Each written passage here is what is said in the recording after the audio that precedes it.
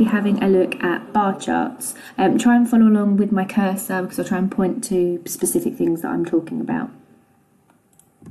So on our first page, if you just have a look at all of the bar charts, you'll probably notice that they all look different. They've got different colours, they've got different amounts of bars, they've got different backgrounds, some have got keys, some haven't.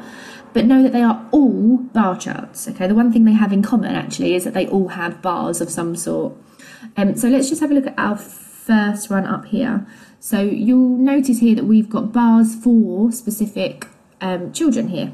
At the bottom, we've got different ice cream flavours, but we've got 2 bars that represent 2 different types of data for the same part. So chocolate here, we've got boys and girls within one. And remember, you can use your key to help you identify which colour represents what thing.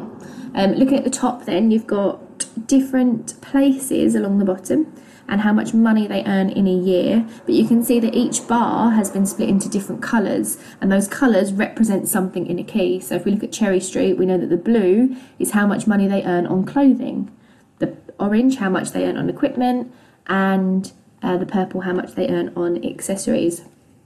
And then finally, going down to the favourite sport, this one is actually the exact same as this one up here. It's just been spun round. Okay, they're trying to trick you. It's literally just been spun round. What you'll notice as well from all 4 of the charts is that they've got a different background. So this one has got a grid type background, this one doesn't really have much background at all, and these 2 here have got just lines. Obviously the grid is really easy to read because you can follow that along, but I would recommend that when you're creating bar charts, you should always use a ruler. For example, if we look at this bottom one with the ice cream and look at mint, we could place our ruler on the top of this bar, go all the way along and realise that actually we're looking for a number between 4 and 6. So it must be the number 5, but using a ruler will make you slightly more accurate. In the top corner here, we've just got some key things to remember. So always remember that your bottom axis, your vertical axis, sorry, your horizontal axis is your x-axis, okay, and then your y-axis is your vertical. The axis that goes up is your y-axis. I've always remembered that because a y's kind of got the little tail at the bottom. It's something I've learned at primary school, so if that helps you, then you can remember that. So it's got the little tail at the bottom, so that shows that it is the vertical. And then you may know the rhyme or the little jingle that is along the corridor, up the stairs. I like along the corridors and up or down the stairs because it isn't always just up, and I'll show you an example of that in just a moment. But don't be put off by bar charts that look different, because actually for any question that you get with a bar chart, the information is there. You will just have to, you might have to do some calculation, you might have to read it slightly differently, but everything you need will be there.